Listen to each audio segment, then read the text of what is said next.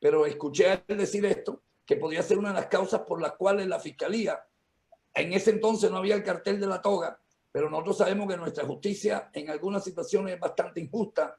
Yo no quiero tomar parte ni para señalar ni para defender, no me interesa, ni es el motivo de la conversación ahora, cada quien sacará sus propias conclusiones. Pero sí, doctor Alfonso Camerano, dígame un poquito qué fue lo que sentenció, lo que se sentenció en el mes de marzo en relación a estos casos del padre Bernardo Hoyos. Buenas tardes. Buenas tardes, Edgardo. Buenas tardes, Jesús. Buenas tardes, José.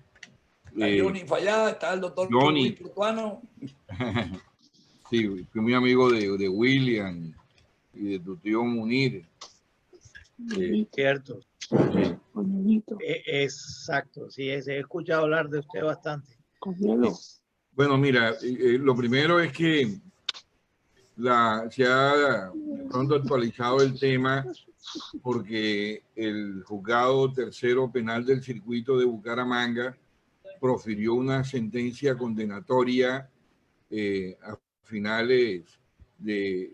ocurrió en febrero, pero pidieron una aclaración, se notificó en mayo y se conoció hace una semana. Hace parte esa sentencia de un proceso que se conoció aquí como el de la remodelación del antiguo Banco de la República, que se convirtió en la sede de la Alcaldía Distrital de Barranquilla en el curso de la primera administración del padre Hoyos. Ese contrato obedece a una negociación que el padre hizo en su momento con el Banco de la República y con el Banco Central Hipotecario, recibiendo el edificio del banco prácticamente para canjear por unas obligaciones que tenía prediales que pagarle el banco al distrito, y además de eso había un préstamo prácticamente a cero interés del BCH que resultaba sumamente atractivo la propuesta de darle vida a la alcaldía, sacarla del edificio de la calle 38 con Líbano y Olaya Herrera y llevarla a este edificio que había sido un edificio, aunque de pronto hecho con antelación, había tenido un mejor cuidado propio de la entidad bancaria. El Banco de la República siempre tuvo el edificio en buenas condiciones y estaban las mejores oficinas en ese entonces, en su gran mayoría de los abogados y de algunas empresas ahí instaladas. Ese contrato se firmó el 23 de diciembre de 1993 y tuvo como particularidad de que para ese momento el régimen contractual que estaba vigente era el decreto 222 de 1983, que tenía unas particularidades en cuanto a la modalidad de contratación, que era lo que se llamaba, era una obra civil, una obra pública por administración delegada. Es decir, se le entregaba al particular la posibilidad de poder mover los recursos del Estado y obtener unos honorarios porcentualizados que estaban en la propuesta inicial, como se licitó y que fue la que ganó. El tránsito de la legislación se va a operar a partir del mes de enero de 1994, cuando se expide la ley 80 del 93. Entonces hubo un debate que ha pendulado siempre sobre este negocio, fue el de cuál era la ley contractual aplicable, si se aplicaba el 222 o se aplicaba la ley 80 del 93 en cuanto a los topes de contratación y algunas restricciones que trajo la ley 80 que recaía sobre una adición contractual que se firmó en el mes de agosto del 94. Es decir, el contrato principal quedó bajo una legislación y el contrato adicional quedó bajo otra legislación. Ese debate se dio con la Fiscalía porque la Fiscalía lo utilizó, yo considero, de mala manera, porque rompía las reglas de la hermenéutica jurídica en el sentido de que lo accesorio sigue la suerte de lo principal, que la ley permisiva se prefiere a la restrictiva. Es decir, había una serie de normas de principios de derechos, si se quiere, de vieja data, que aplicaban al caso controvertido. Ese debate la Fiscalía no lo tuvo en cuenta, entonces le va a aplicar dos legislaciones, y al aplicar las dos legislaciones, ¿cuál era el propósito? ¿Cuál fue el objetivo? El de abrir dos procesos. Es decir, en lugar de tener una unidad procesal, rompió la unidad procesal y abrió dos actuaciones que va a dar lugar a dos condenas por un mismo hecho. Hoy día eso... Discúlpeme un segundito, es que el tema, le hago la pregunta con el debido respeto, porque es que este tema ya lo estuvimos hablando el otro día, y finalmente este tema, más allá de las injusticias que pudieron existir o no, que creo que usted puso, o yo lo escuché en otra locución, donde evidentemente existieron muchas injusticias, le hago la pregunta, este tema fue un tema ya juzgado, ¿no? Esta primera parte. La primera parte se juzgó y se falló hace ya varios años. Eso tiene más de aproximadamente 10 años de haberse fallado. Estoy hablando de la segunda, pero cuando estoy hablando de la segunda estoy hablando de lo que se conoció en la ciudad hace apenas una semana, que salió publicado de que fue condenado el alcalde de Barranquilla, Bernardo Hoyos, el exalcalde Guillermo Honigsberg, el interventor de la obra Alcibiades Bustillo y el constructor arquitecto Fernando Torné Brown. Esa fue la última condena que se dio en el juzgado tercero civil del circuito tercero penal del circuito de Bucaramanga.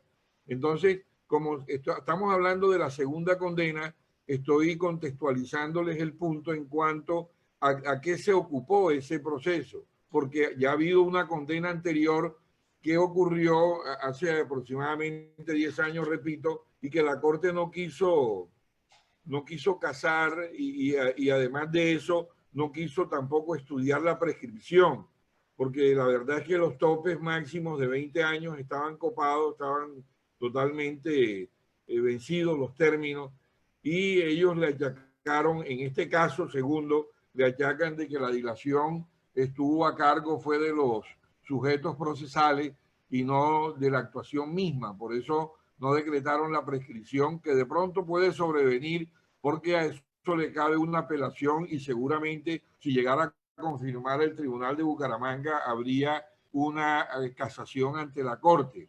Pero de todas maneras, el tema de los hechos que se ocupó la segunda sentencia se refiere a la adición presupuestal, y esa adición presupuestal además estuvo en su etapa definitiva cerrada con una conciliación que se tuvo que pagar al contratista, al administrador delegado, porque al terminar la primera administración del padre Bernardo Hoyos, la subsiguiente, en cabeza del doctor Edgar Llor, decidió no pagar un centavo de ese contrato, y por supuesto que eso, desde el punto de vista procesal, de las obligaciones que nacían del contrato, había generado una serie de intereses y una serie de nuevas previsiones contractuales en esa materia, que fueron definidas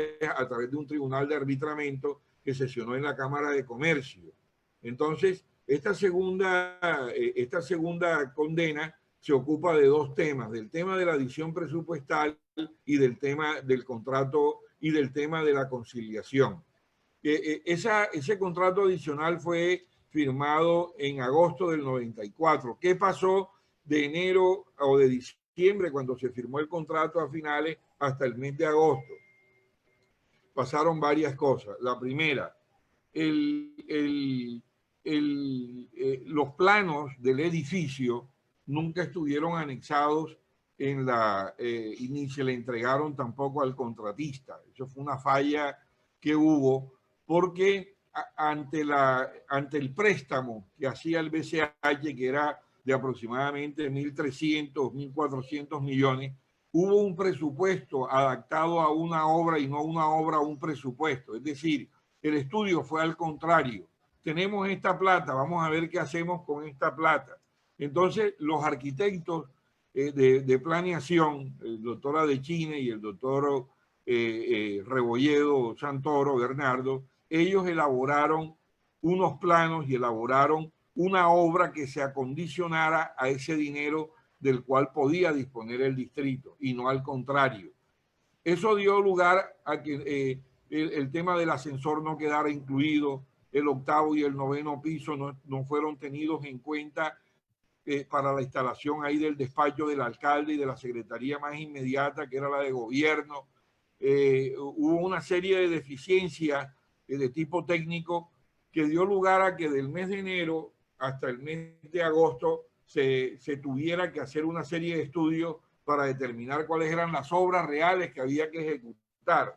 El contrato tenía previsto que el dinero que se iba a apropiar tenía que ir a un fondo que iba a ser manejado por el distrito, el interventor que actuaba a nombre del distrito o el distrito a través del alcalde o de su delegado y del contratista que era el administrador delegado. Por eso se apropia el dinero al 100% casi de la obra, el 98%, y se mete en una cuenta. Entonces, el primer sofisma que transita en la opinión pública era de que el distrito había pagado al contratista el 100% de la obra. Y con esa idea vaga, propio de las redes sociales, diríamos, si existieran en aquella época, se vendió la idea de que el distrito le había entregado el 100% al contratista sin haber iniciado una obra civil contratada. Y con esa, esa idea vaga, esa idea no cierta, porque la plata sí estaba en manos del distrito. El fondo no tenía cosa distinta, sino la de evitar de que fuera embargada por terceros, que en ese momento, cuando el padre Bernardo asume la alcaldía, estaba embargado en todos los juzgados laborales y administrativos laborales, tenían notas de embargo para cualquier cuenta que asomara cabeza del distrito y llevarla al pago de obligaciones ya consolidadas en sentencia. De tal manera de que había que meter la plata y reservarla ahí, como efectivamente se hizo. Era una especie de fideicomiso del dinero. Entonces, cuando se hace el estudio, el segundo estudio real, la obra tenía que ser alimentada con un nuevo presupuesto. Y fue cuando se aprueba la segunda partida. Esa es la que se ocupa el contrato adicional. En ese momento, el contrato adicional es casi al 100% de la obra inicial. Ese fue otro debate que hubo y ese debate se va Doctor Camerano, perdóneme, es que yo lo entiendo. Usted nos está haciendo una exposición muy clara y desde el punto de vista técnico y legal como abogado de esta situación. Yo le quiero hacer una pregunta, además por el tema del tiempo. Creo que usted está, discúlpeme, como yo la leí, según lo que ustedes plantearon fue algo totalmente injusto, porque estaba demostrado que lo que la fiscalía le quería probar al padre no era.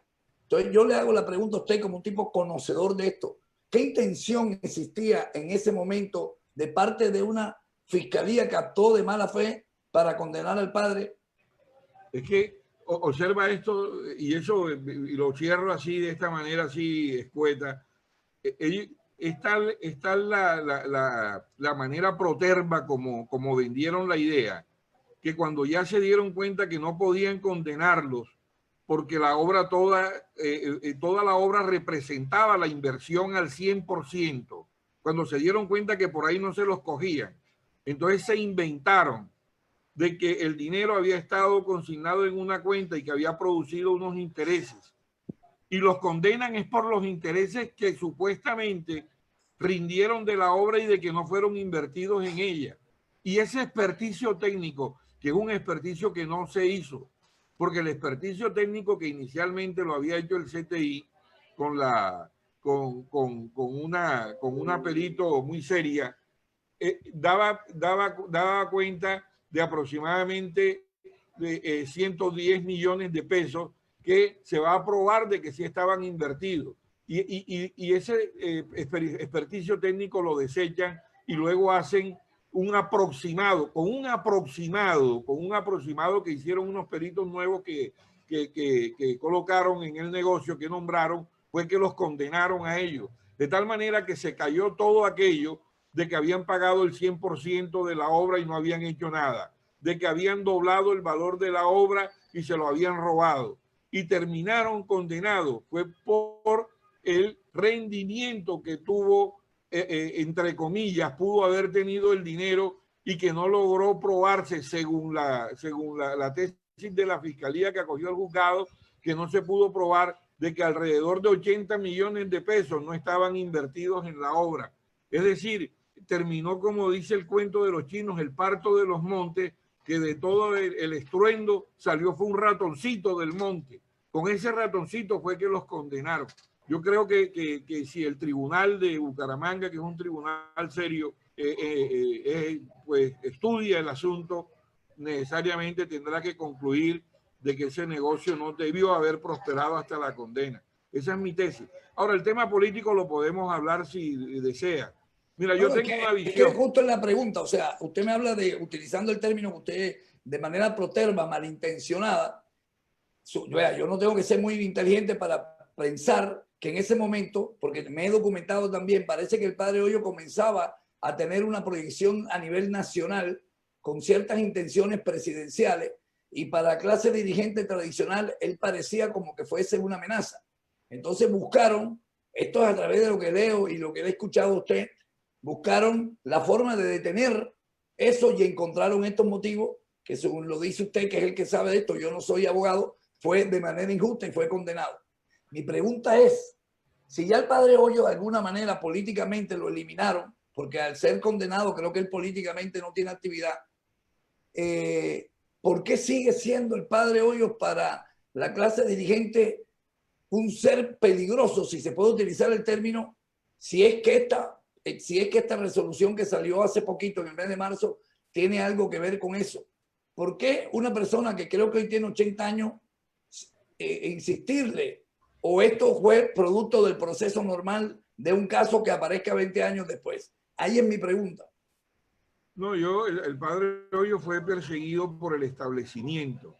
Eso va más allá de las coaliciones políticas, porque el padre Hoyos se convirtió en un ícono nacional, más que salió de Barranquilla, por supuesto, pero su discurso logró calar en la opinión nacional, y cuando él trata de hacer de dar el salto al evento nacional a través del Senado y luego con una candidatura presidencial, para él representó todo un peligro para una clase política que lo tenía pues sumamente, la tenía acosada, la tenía arrinconada, había logrado lo que jamás nadie pensó, que era derrotar a los clanes políticos más sólidos nacidos del Frente Nacional. Nosotros hacemos parte de la generación del Frente Nacional. Nos tocó vivir el pacto bipartidista para derrotar a Rojas Pinillas, detener el impulso social que venía desde la muerte de Gaitán, y que a través de ese pacto de partidos logró generar una alternación en el poder político que dejó al margen a todas las fuerzas alternativas, empezando por la Alianza Nacional Popular, ANAPO, y por supuesto las que van a nacer posteriormente. Esa clase política fue una clase política que fue imprevisiva, fue una clase política que no tuvo la capacidad de poder entender de que el país se iba a convertir de un país rural a un país urbano. Es la primera deficiencia desde el punto de vista de la academia, que pudo haber aportado mucho en ese momento, y tenía hombres sumamente inteligentes como Alberto Cargo, como Carlos Llera Restrepo, que fue un hombre visionario. Tuvo conservadores ilustres que habían estado acompañando en el proceso a Rojas, incluyendo a Evaristo Zurdí, y a toda una cantidad de figuras que bien pudieron haber generado en las regiones una dinámica de producción y de desarrollo mucho más acorde con los sistemas proteccionistas y con la protección de nuestras economías agrarias, agroindustriales, y de haber aprovechado toda la inversión que habían tenido los industriales en el desarrollo de ciudades como Barranquilla y de otras ciudades en el campo turístico, en fin.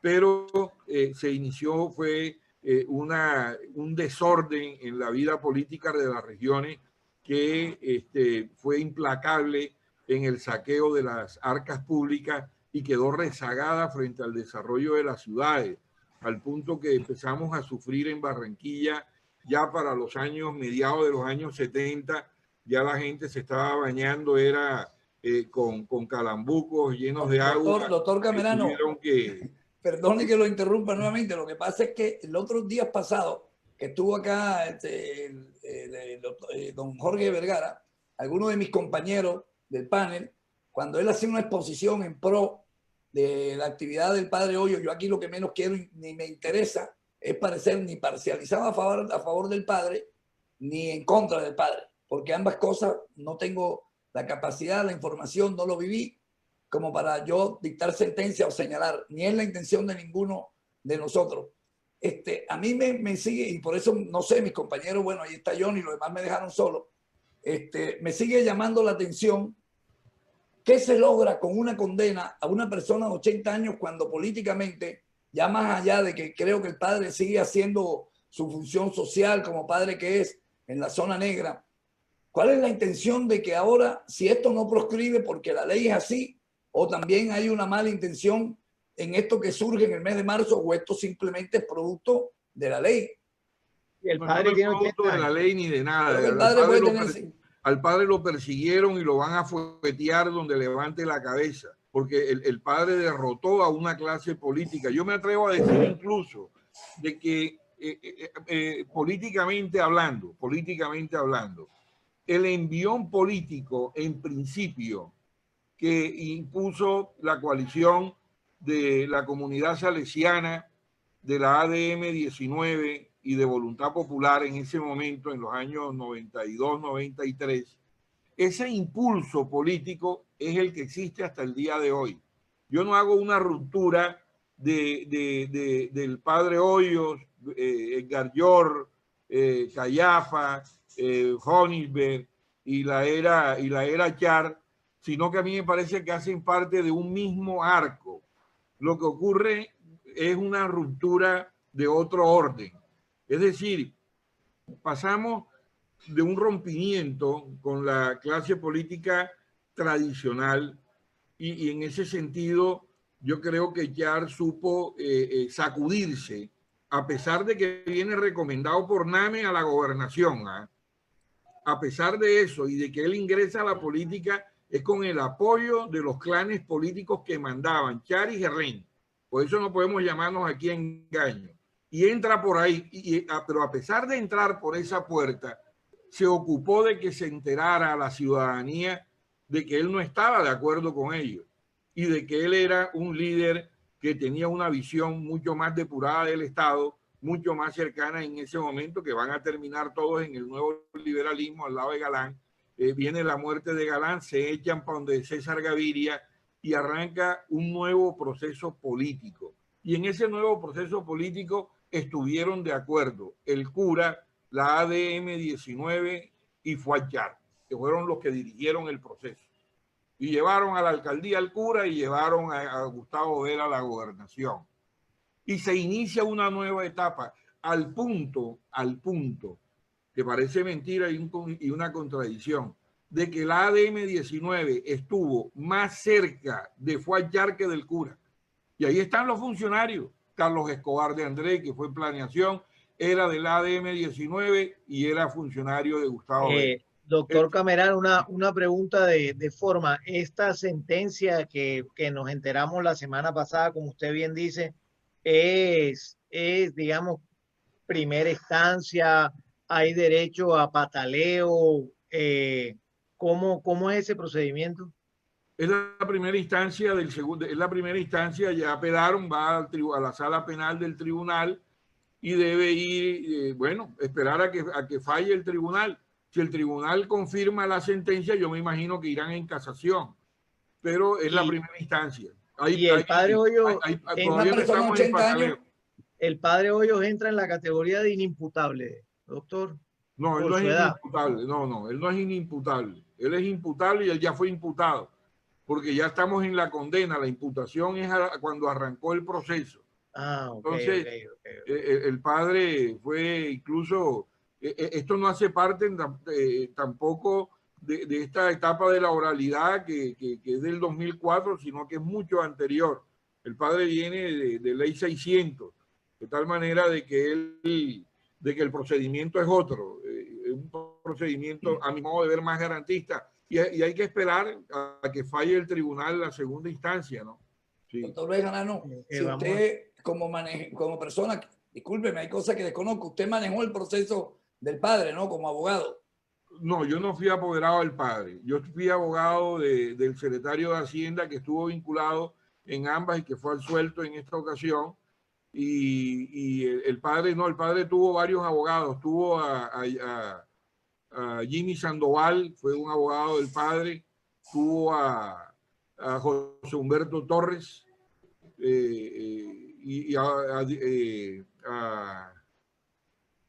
bueno, Doctor Camerán, ¿usted fue candidato a la alcaldía o a la gobernación? Disculpa. ¿Usted fue candidato a la alcaldía o a la gobernación? ¿Quién? Usted en algún momento, ¿no? Yo fui candidato a la gobernación en un debate electoral, sí. ¿Y tiene aspiraciones próximamente o cuál es su futuro político?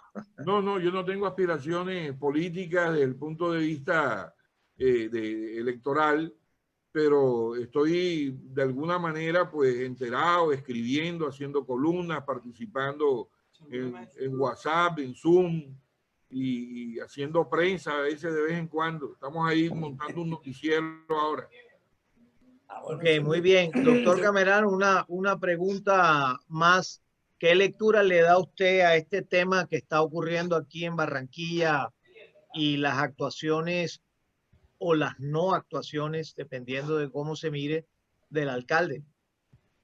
Bueno, yo tengo una visión ahí que no es acabada porque estamos viviendo el tema y cuando se está viviendo la contemporaneidad no se pueden tener conclusiones definitivas porque hay que esperar a que pase un tiempo para evaluar hacia atrás. Pero me parece primero, le voy a decir varias cosas personales y políticas. Me parece que Pumarejo es un muchacho inteligente, es un muchacho que conoce la administración pública, no es un muchacho aparecido y en ese sentido pues creo que desde el punto de vista personal ha querido poner todo el empeño porque las cosas salgan bien. Yo no creo que ningún gobernante, puede ser de derecha, de centro, de ultraizquierda, de ultraderecha, de donde sea, va a pretender que en medio de una pandemia en la cual su pueblo está muriendo y es insuficiente la prestación de servicios frente al crecimiento que hay de los contagiados, pueda querer de que la gente muera en las casas o muera en las calles. Yo creo entonces en eso, me separo de eso en primer lugar. O sea, creo que hay buena fe y que hay buena intención de parte del gobernante. Ahora, vienen los accidentes de ruta o vienen a qué recogió ese gobernante. Entonces, yo escuchaba a Jesús y Jesús tiene razón. Nosotros pudimos haber avanzado más en esas primeras etapas, en el tema salud. Y el tema salud va a terminar también en la privatización. Y la privatización fue buena y mala. Por ejemplo, para mí me pareció sumamente bueno de que Alex Char hubiera transformado, y eso venía de un programa acumulado también de... Pero digamos, frente a esta situación, ¿tú crees que Pumarejo ha estado a la altura de esta situación? Yo yo no pumarejaría el tema, porque en un tema tan complejo en que tiene que intervenir la sociedad civil, creo de que lo que hay son fracturas de la sociedad civil y que las tiene que asumir el gobernante. Y las asume por varias razones. Primero, porque tú eres de la cultura del cemento. Entonces uno dice cultura del cemento. Entonces uno dice, yo estoy de acuerdo, ya no son los puestos de salud, tenemos los caminos, tenemos los pasos, tenemos unas clínicas de alto nivel como tuvimos el hospital universitario. Pero ¿qué pasó? La privatización ha sido mala administradora de la red pública de la hospitalaria nuestra. Es Pero hora pensé de... que cuando decías que había una fractura te refería al tema cultural, porque yo no creo que haya que cargarle la responsabilidad a la cultura ciudadana en este momento de esta situación. ¿No te parece que la alcaldía ha debido ser más proactiva, imitar a Medellín, imitar las buenas prácticas de Guayaquil, convocar a la empresa privada, convocar a los expertos, hacer comités permanentes, en fin, cosas buenas como la patrulla COVID, por ejemplo, que vale la pena aplaudir? Creo que es tal vez de lo mejor los cercos epidemiológicos. Medellín hizo 46 contactos con cada persona que tenía un positivo, y aquí todavía no hemos hecho eso y somos el 33% de las muertes en Colombia. O sea, yo creo que Bueno, ese balance lo habremos de hacer. Pero mira tú una cosa, yo estoy seguro de que aquí se ha participado un comité científico y ha participado un comité científico local y nacional. Ha participado y ha dado opiniones. Lo segundo, yo no creo que el problema sea de Barranquilla y del Departamento del Atlántico. Barranquilla y el Departamento del Atlántico recogen la crisis de la costa Caribe. Aquí traen los pacientes por el río todos los días, de esta franja desde el Banco Magdalena, de Plato, hasta Barranquilla, los que están metiendo. Ahí está el mapa de los contagiados, está el mapa de los barrios, no, digamos, es posible que venga gente del Caribe, pero es Barranquilla, o sea, Barranquilla es Barranquilla. 574 muertos hasta antes de ayer, el Atlántico 1050, una desarticulación completa entre la gobernación y las alcaldías. El área metropolitana no se concibe como un solo bloque. No es un tema de que haya heredado algo, es un tema de que hay que estar a la altura de estas situaciones específicamente. Ahora, si tú conoces una hoja de ruta que yo no conozca, me gustaría que me la compartieras.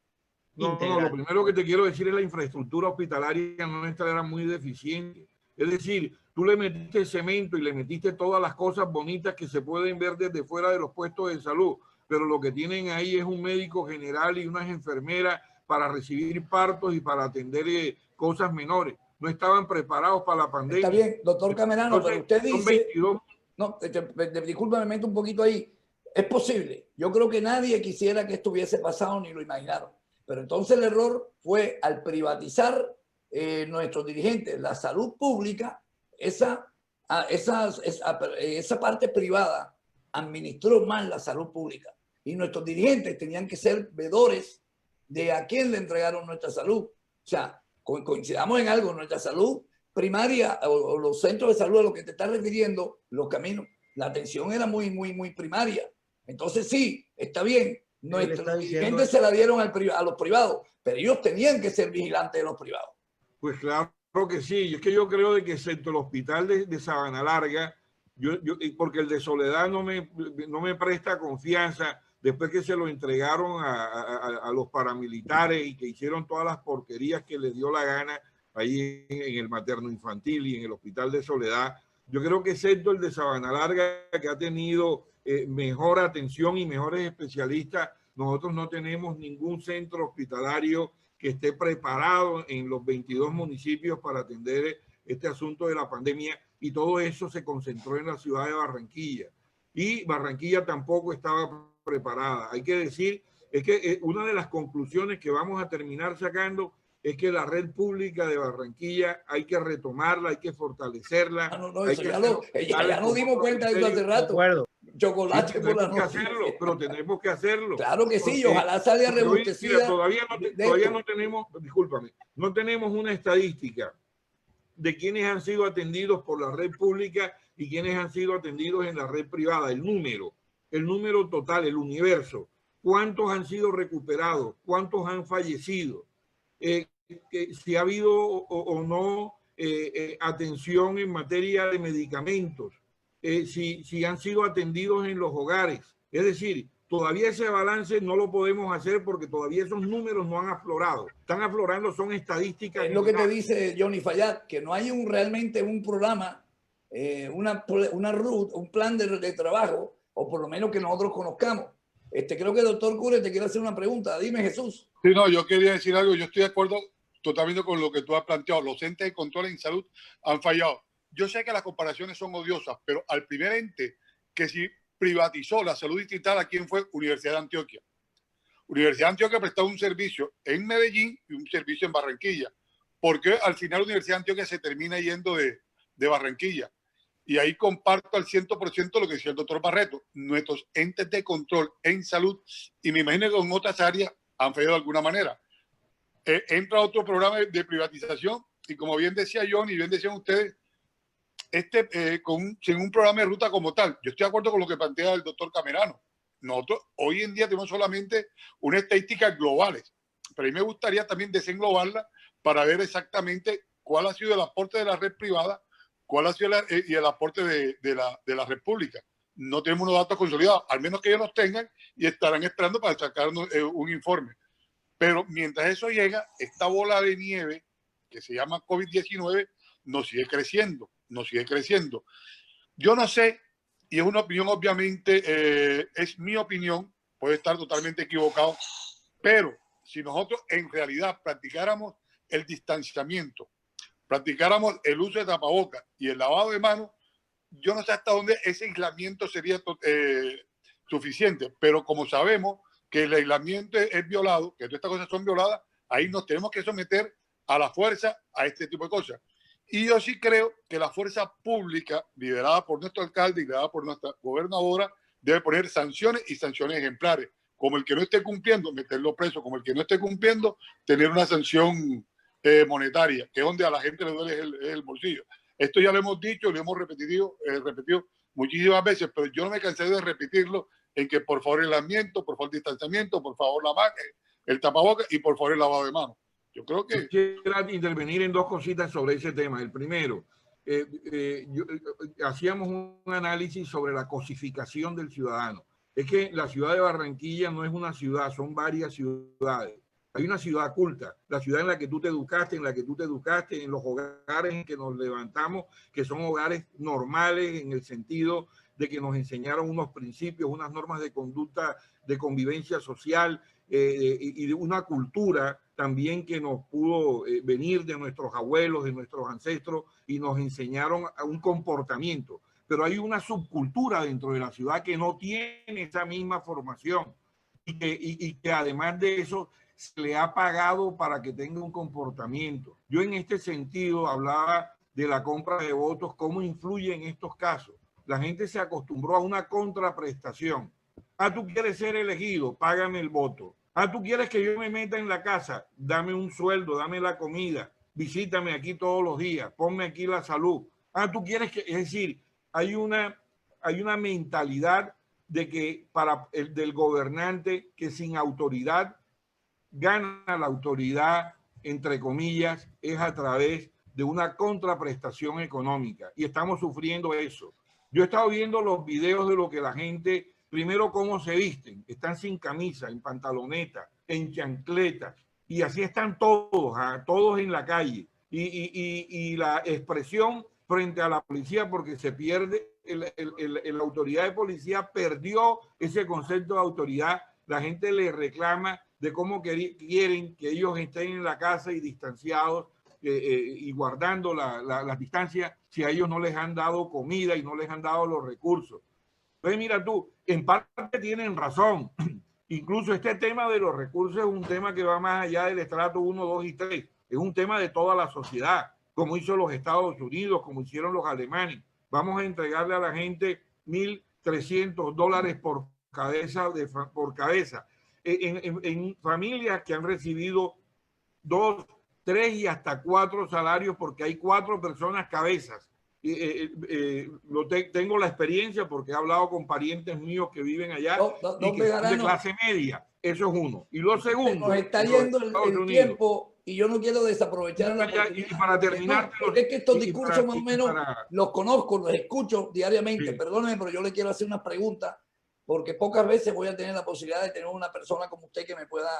Fíjese, yo soy una persona, no es que cambie de opinión en cualquier momento, pero sí puedo llegar a analizar que probablemente lo que yo le estoy señalando a la administración actual no fue un error. Ellos privatizaron la salud y probablemente el error es que este ente privado que en Medellín, en Antioquia, le fue muy bien, aquí no. Y creo que la falla de pronto fue no controlarlo. Esa es una conclusión a la que yo salgo después de escuchar. Fíjense que yo escucho cosas y puedo cambiar un concepto. Entonces probablemente la intención de la administración actual o la de Alex no fue mala. Pues lo malo fue no vigilar y controlar a las personas que, no, que tenían esta privatización. Pero le quería hacer una pregunta, porque el tema del tiempo, le quería hacer esta pregunta: ¿por qué las fuerzas alternativas políticas en Barranquilla, más allá de que sí, usted habla de que todos sabemos que se adquieren votos de una manera, pero evidentemente la segunda las veces que Ale llegó a través de un voto popular fuerte, de un reconocimiento de la gente, o sea, él logró sembrar también un liderazgo como lo hizo en su momento el padre en Barranquilla? Me refiero a los representantes alternativos recientes, Anillo, el doctor Anillo, Borque. ¿Por qué tan lejos ellos? ¿Por qué no han hecho una fuerza opositora más fuerte en Barranquilla? ¿Qué les impide? Bueno, eso tiene una cantidad de razones políticas y de razones también de organización. Una razón política es que realmente el programa que desarrolló Alex Carr es el programa que esas fuerzas alternativas levantaron. Es decir, es muy difícil pelear contra lo propio. Es como si te divorciaras y el proyecto que tú tenías con tu mujer lo desarrolla tu mujer. Entonces, ¿cómo vas a contradecirle, hey, ¿por qué estás haciendo eso? Si tú también lo pregonaste, si esa era la salida. Entonces, yo creo de que Charno está desarrollando un programa distinto al de las fuerzas alternativas, es lo primero. Pero el problema de Char es otro, el problema es la corrupción. Él se va a romper es por ahí. ¿Y por qué se va a romper? Porque eso no lo pudieron detener, no lo pudo detener Uribe. Uribe, cuando plantea su programa, el de la guerra, el medio país lo apoyó, más de medio país. Uribe fue elegido con todos los votos del mundo, porque la gente se mamó de la guerra. Y la gente, y después de que le habían hecho a Pastrana, se le habían salido se habían burlado del proceso de paz, en fin, fue la salida militar, y la salida militar desembocó en el acuerdo de paz. Pero en el tema de corrupción no lo han podido detener, porque el sistema está montado sobre los feudos podridos, como se llamaban en el siglo XIX. Es decir, ¿quién detiene esos bandidos de Córdoba, de Sucre, de Bolívar, de ahí del Magdalena, de los tipos esos de ahí de La Guajira que han hecho cachichí, aquí en el Atlántico? Es decir, el sistema está encaramado, está montado sobre una base en que el baúl del presupuesto nacional está abierto para saquearlo y para hacerse rico de la noche a la mañana. Hay nuevas clases sociales, las nuevas viviendas costosas que tú ves en Barranquilla, del Buenavista para abajo, casi todos han sido funcionarios y miembros de junta directiva. Haz un arqueo de caja para que tú veas de que la gran mayoría están ligados a los contratos del Estado de alguna manera. Entonces, el tema de la corrupción ha sido muy fuerte. Es un tema demasiado contundente, donde ya no va a poder haber entes de control congelando procesos, engavetando denuncias, y ese tema de reventar como un topotoropo, que el alcalde de aquí, que el secretario de acá, que el contrato de por allá, eso va a generar, yo digo que fracturado las columnas de estas administraciones, y alguna salida va a haber en algún momento. Yo hablo, cuando hablamos de fuerzas alternativas, yo no me atrevo a hablar ya ni de partidos políticos, porque las redes sociales se han encargado de generar un nuevo mundo, y un nuevo mundo participativo, y ese mundo participativo que ya no le puedes echar carreta con un periódico, que no lo puedes convencer con que te tienes el gran medio de noticias, porque la gente ya no está en esa nota de estarle comiendo mentiras al gobernante, y que se sostiene de esa manera.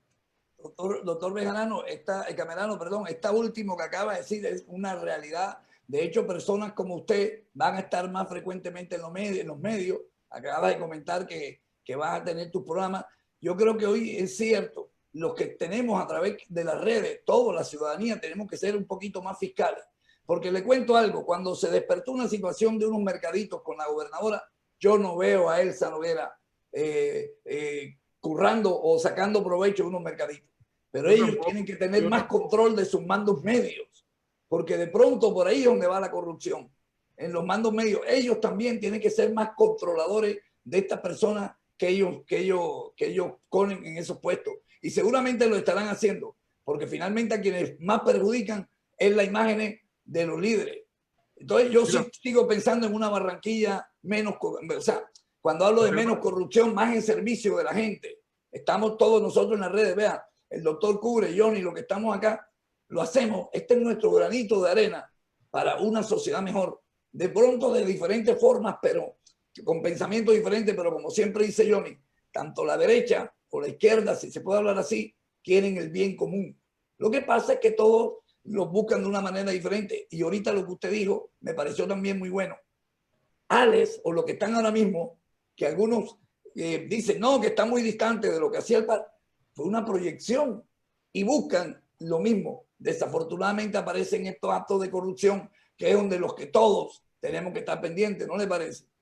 Bueno, sí, me parece, y yo creo de que eso a él le ha hecho mucho daño el no haber podido enfrentar los procesos penales que se congelaron en la fiscalía y que tiene que aclararlos él mismo. Yo se los he dicho a amigos que hacen parte de su movimiento, que uno de los peores errores es el no haber enfrentado los procesos que él tiene ahí y que en algún momento lo van a fastidiar si tiene la aspiración presidencial, pues este es un país de revanchista.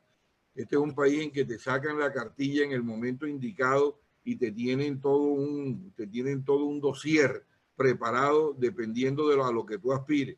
Al cura Hoyos, por ejemplo, le mocharon la cabeza y si la sigue levantando, se la siguen mochando, porque no lo van a dejar levantar más. Yo creo además de que él ya cumplió un papel, entre otras cosas. Pero quería comentarte algo, Jesús, ya para terminar. Todavía no sabemos en Barranquilla cuál es, además de los protocolos médicos, cuáles son los medicamentos. Mira tú de que el tema en Alemania, en Francia, en España, en Italia y en los Estados Unidos, incluso allá en la China, transitó sobre los cubanos llevaron el interferón. Los otros decían de que era el tema de la hidrocloroquina. Están diciendo que los anticoagulantes, están diciendo de que la gente no se muere de neumonía, sino que se muere de inflamación. Entonces, ese es un debate rico. Aquí lo han ido supliendo, son unos médicos de Centroamérica, médicos ecuatorianos, que han venido presentándole a la gente unas soluciones, a la gente que está en la casa. Oiga, tómese una aspirina, oiga, tómesela con limón, oiga, tómese, haga esto, tómese un antibiótico. De pronto no somos tan irresponsables como ellos, querido amigo Camerano. Bueno, pero esa es mi posición. A mí me parece un acto de irresponsabilidad. Es no sé si eso lo comparte. A mí me pregunta que alguien le digo, llámame como médico, busca un médico, pero yo no puedo estar haciendo medicina por redes. A mí, Barreto, me parece irresponsable. Ese debate a nivel internacional sí lo hubo. Participó hasta Trump.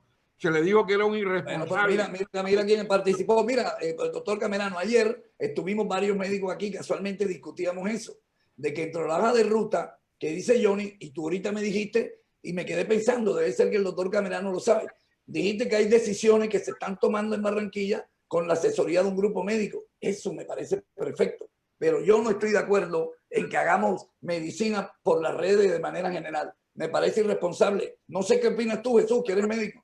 Sí, totalmente de acuerdo. Alfonso, tú sabes que yo fui COVID positivo. Asintomático. Obviamente, ¿qué hice yo? Llamé a mi médico de cabecera, me dijo, hazte esto y esto. Recibí la llamada de cualquier cantidad de colegas que tú quieras. Obviamente, todo con la buena intención y todo con un tratamiento diferente. Si nosotros empezamos a bombardearnos con todos los tratamientos que te den, al final no hace nada. Si nosotros miramos el coronavirus, que al final termina siendo un virus que causa una gripa con una respuesta inflamatoria sistémica, y hay que tratar de acuerdo a la sintomatología que cada paciente tenga. Si yo fui asintomático, mal haría yo en haber tomado interferón, en haber tomado ivermectina, en haber tomado hidroxicloroquina, en haber tomado, haberme puesto anticoagulante, todas estas cosas. ¿Por qué? Porque mis síntomas no son iguales a los del otro paciente. Entonces, hay que tratar pacientes y no a la enfermedad. Hay que tratar al enfermo y no a la enfermedad.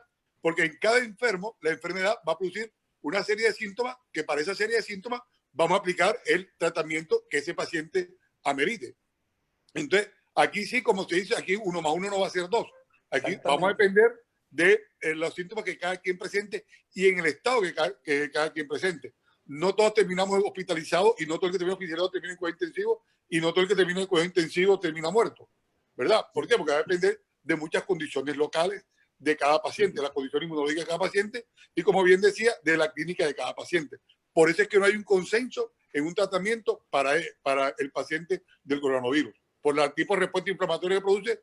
Mira, yo tengo una colega, no voy a decir el nombre, que le debutó con una miocarditis. Claro, cuando fue a la clínica con el dolor en el pecho, obviamente se concentraron en el corazón. Cuando hicieron el estudio, sí, efectivamente, hizo una miocarditis por electrocardiograma, por laboratorio y por todo. Cuando la terminaron de estudiar, fue una miocarditis secundaria a un COVID-19. Y otro paciente que debutó con encefalitis. Entonces, lo que pasa es que el doctor Camerano se nos embarcó mal porque a mí me han llegado todos esos audios y esos videos y a todas las personas le contesto lo mismo. Le digo, ya ve, en medicina 1 más 1 no es 2. La medicina no se puede hacer por las redes. Es más, ni siquiera la telemedicina que estamos haciendo ahora es perfecta. La mano del médico, la empatía con el paciente, hay cosas que no se van a poder reemplazar por las redes. Y yo sé eso no es la cultura. Y tengo varios amigos médicos. Dime. No, otra cosa. No, mira, vamos a hablar claro. Ajá. ¿Aló? Se le bloqueó. Se le bloqueó, pero... La automedicación... No, ahí está, doctor Alfonso. Discúlpame, la automedicación es histórica. ¿Por qué razón es histórica? Porque en las poblaciones no habían médicos. Habían yerbateros, habían brujos, habían gente con experiencia y se recomendaban las famosas fórmulas magistrales de los boticarios. Yo conocí las boticas aquí en Barranquilla y el boticario le llevaban los gramajes y él hacía el preparado. Entonces, esto de la automedicación no lo va a detener y no es por el COVID, sino porque ha sido una costumbre. Si te da un dolor de cabeza, te tomas un Dolex o te tomas un Advil. Aquí estuvo de moda hasta el Mejoral, que era Tumbacayo, y la gente se tomaba un Mejoral. Entonces, hay unos medicamentos básicos de venta libre que no van a dejar de venderse y la gente los va a consumir. Y entonces, yo creo de que sí amerita una orientación medicamentosa a la gente. Hay que decírselo. Porque si tú no se lo dices, y yo estoy de acuerdo, bueno, pues uno llama al médico. Pero si tenemos un mejor sistema de salud, que la persona llame, y si tenemos un mejor sistema de salud, la gente no va a necesitar automedicarse. Exacto. Una cosa, a propósito de eso, yo ayer casualmente, yo estaba comentando un programa para Mangue, comentaba eso. Uno, nos han metido pánico que hay un cartel del COVID. Ese pánico del cartel del COVID que están haciendo los médicos en las clínicas está haciendo que la gente no quiera ir a la clínica y, como bien decía el doctor Camerano, que se automedique. Tenemos toda la razón. Yo me acuerdo cuando yo era pequeño que vivía en Mangue, yo iba a comprar la bolita de coco o el tamarindo y al lado que veía yo, el Virotal. La ampicilina. Claro, la ampicilina, Virotal. Ahí yo veía el frasco de la bolita de coco, el frasco de la bolita de leche, el frasco de tamarindo y el Virotal. Y la gente, cualquier dolor de garganta, tómate la Virotal. ¿Qué nos pasó con el tiempo? La resistencia bacteriana y el Virotal desapareció. Y lo que dice es totalmente cierto. Hoy en día, yo siempre mi consejo es, igual que dice el doctor Barreto, es, uno, no automedicarse. Yo sé que es difícil. Dos, creer en su médico de cabecera. Creer en las instituciones médicas. Eso es el cartel de COVID, eso no es real. Jesús, lo que dice el doctor Alfonso, perdóname, como para no, porque primero él no es médico. Él está a través de un clamor natural o de la comunidad, porque están desesperados la gente. Nosotros tenemos alguna tranquilidad porque somos médicos y podemos entender situaciones. Y con todo eso, yo en la mañana lo primero que hago, me vuelo, digo, estoy viendo olfato, el gusto y no me duele la garganta. Pero eso soy yo médico. Pero ¿sabes de qué es producto todo esto? Y doctor Alfonso, lo digo, antes los partos se atendían en la casa. Vaya a ver cuántos muchachos con déficit neuronal existían, con déficit neurológico, que no servían sino nada más para ir a ser mandados. Hoy en día los partos se atienden por profesionales o por personas que están preparadas. Ya las hipoxias cerebrales en el momento del parto son menos. La medicina avanza y mal haríamos nosotros. Entonces, y lo que sí caigo es que tenemos que mejorar nuestro sistema de salud primario para que la gente pueda coger un teléfono y llamar a un médico y le dé una buena asesoría. Pero la gente llama y no contestan. ¿Producto de qué? La conclusión que saqué hoy, que privatizamos mal el sistema o lo entregamos a un ente privado que no lo desarrolló. Yo creo que es la gran conclusión que yo saco hoy. Y es que, ¿sabes qué es lo peor? Que hemos caído en el error de la privatización y no lo hemos mejorado. Yo te ponía el ejemplo de Barranquilla Sana. Te estoy hablando en 1995, 94, 95, cuando se privatizó el ente distrital con Barranquilla Sana. Y después vino otro también. Es más, ayer no puede apuntar el doctor Eusebio Consuera, él fue gerente de Barranquilla Sana y médico y todo. Consuera estuvo ayer con nosotros. Sí. Oye, Jesús, deberíamos invitar al doctor Alfonso, que ya que va a venir nuevamente a los medios, nos acompañe más frecuentemente, porque el debate con él es chévere. Ricardo, mira, en la conclusión, yo no es que disienta, pero sí quiero decirte algo. La conclusión no es esa. La conclusión es que hay que fortalecer la red pública de la salud. Esa es la conclusión. Es decir, de que nosotros tengamos hospitales de alto nivel en Barranquilla, que los tengamos en Soledad, que los tengamos en Baranoa, que los tengamos en Sabana Larga, que los tengamos en Campo de la Cruz, que tengamos una salud de alto nivel. Si nosotros tenemos una salud muy bien presentada, nosotros podemos ocupar, como lo fue en su momento, cuando se creó el primer plan piloto, que fue una prueba en Campo de la Cruz, era para tener al Suán, al Cerro de San Antonio, a Ponedera, a Salamina, a Calamar. Es decir, no estaban circunscritos única y exclusivamente a un departamento, sino que abarcaban a los municipios que tenían a su alrededor. Entonces yo creo que ahí es que fortalecer la red pública. Esa red pública ya veremos si se la entregamos o no se la entregamos al sector privado para que la administre. Pero el tema de la red pública es básico en este momento y es uno de los talones de Aquiles en medio de la pandemia. Que usted ha hecho algo muy verdad, perdón. Nuestros hospitales públicos, de nuestros hospitales públicos, salieron todos o la gran mayoría de los esquemas de tratamiento en su momento. El hospital de Barranquilla en su momento tenía a todos los profesionales que queríamos de primer nivel aquí en Barranquilla. La gente daba gusto al hospital de Barranquilla porque era un hospital con alto nivel científico, un alto nivel académico y un alto nivel en prestación de salud. Los grandes profesores de medicina, tú y yo que vivimos en Argentina, el caché es ser médico de un hospital público. Claro. Tenemos que recuperar esto, así sea el mismo estado. Pero nosotros lo que podemos ser es vigilante. Lo que pasa es que uno, vea, hace un año, hace 2 años, en este mismo programa, yo hablaba de los caminos y de los pasos. Y decía, ya ve, yo no conozco un radiólogo que trabaje ahí. Ahí hay otros médicos ejerciendo algunas cosas que no son especialistas. No sé si ha cambiado. Lo que pasa es que no nos tenemos que quedar en la simple denuncia. Tenemos que comenzar a unirnos, a investigar, a ayudar, a colaborar, a cooperar. Y nosotros que tenemos la posibilidad, hagámoslo. ¿Entiendes? Nosotros somos los que podemos ayudar. Y eso es lo que te insisto, el doctor Alfonso. Esto nuestro es el granito de arena que insistimos nosotros en hacer. Y por eso lo invito a que, es más, yo lo voy a llamar cada tanto que haya algunos temas que usted seguramente maneja mejor que nosotros y nos ayude, está ahí con nosotros. Nos aceptaría otra invitación. La ventaja del doctor Camerano es que ahí donde tú lo ves, conoce la parte médica, tiene una sensibilidad social impresionante. Eso sí, doctor Camerano, cuando los hechos son evidentes, la modestia queda a un lado. Y eso es un reconocimiento que yo sé de él, de la gran capacidad que él tiene y la gran sensibilidad social que él tiene.